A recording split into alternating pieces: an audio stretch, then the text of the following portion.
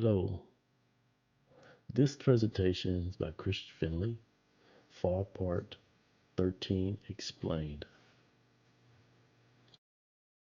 Hello everyone, and welcome to my presentation on Fall Part 13, also known as Simplified Acquisition Procedures. Today I'll explain what Fall Part 13 is, why it matters in federal contracting, how it works, and the key rules contracting professionals need to understand. This part of the FAR is extremely important because it allows government agencies to purchase supplies and services faster and more efficiently while still maintaining competition and fairness. Simplified acquisition procedure sub-ideals is making federal purchasing faster and easier. Two, a beginner-friendly guide to FAR Part 13 and how the government buys small dollar requirements.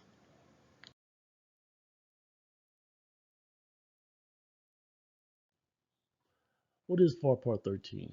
FAR Part 13 establishes simplified acquisition procedures, often called SAP.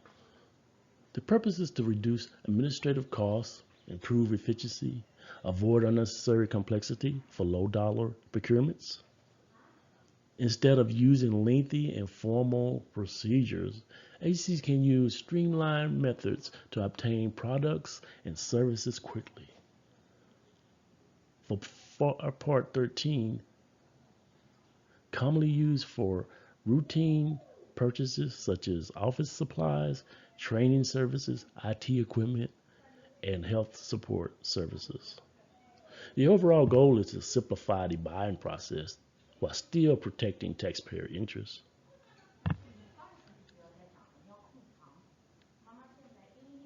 The key goal here is to reduce administrative costs and then improve efficiency.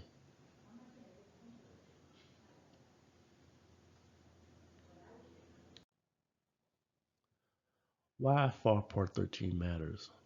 One reason FAR Part 13 is so important is because it saves time. Traditional contracting methods can take months, but simplified acquisition procedures help agencies meet mission needs faster. It also reduces paperwork, gives contracting officers more flexibility when evaluating quotes and making awards. Another major benefit is support for small businesses. FAR Part 13 encourages agencies to provide opportunity to small businesses participating whenever practical. This helps agencies remain efficient while also supporting economic growth. Key dollar thresholds. There are several important thresholds within FAR Part 13. First is micro purchase thresholds, which allows very small purchases to be made quickly, often using government purchase card. Next is simplified acquisition threshold, commonly called SAT, which is generally set at $250,000. FAR Subpart 13.5 expands simplified procedures for certain commercial products and services above the SAT. It's important to remember that these thresholds can change during emergency, contingency operations, and disaster response situations.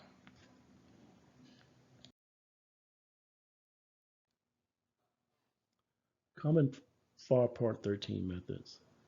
There are several common methods under FAR Part 13.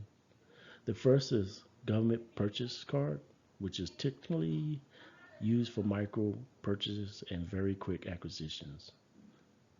Another method is purchase order, which is commonly used for one-time purchases.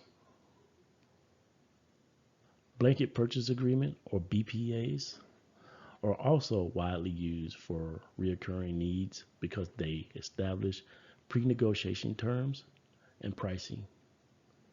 FAR Part 13 also allows oral quotes in some situations, which further speeds up the acquisition process. These flexible methods are what make FAR Part 13 efficient and practical.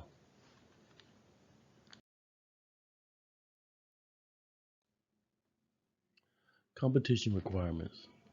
Even though FAR Part 13 simplifies the acquisition process, competition still very important. Contracting officers are expected to promote competition to the minimum extent practical. Depending on the situation, they may solicit quotes from one vendor or multiple vendors. Small business set aside are also commonly used under simplified acquisition procedures. One major rule to remember is that agencies cannot improperly split requirements simply to stay below acquisition thresholds. Maintaining fairness, integrity is still critical under FAR Part 13.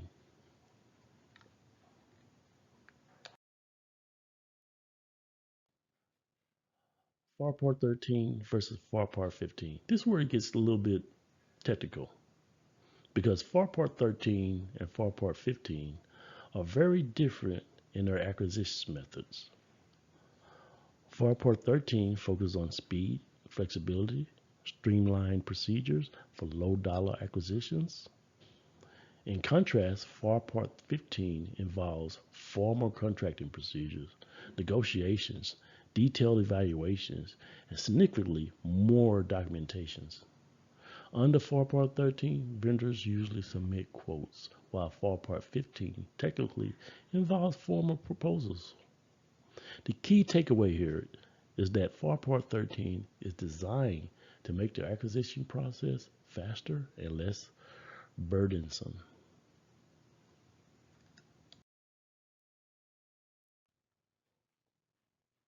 FAR Subpart 13.5 explained.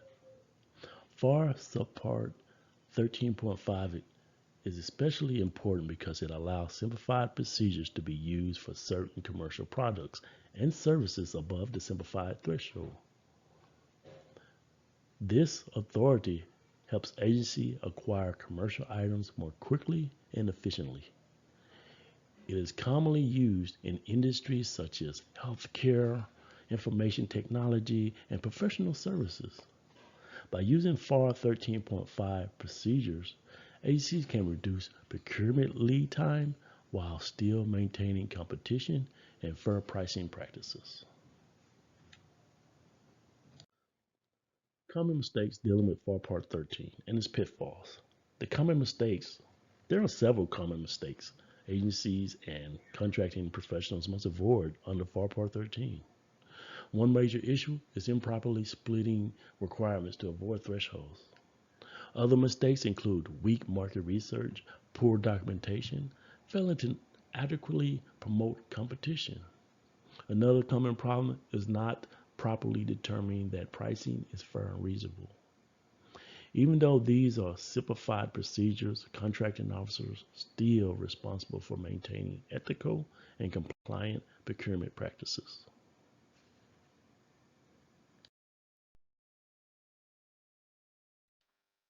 My final thought and some key takeaways.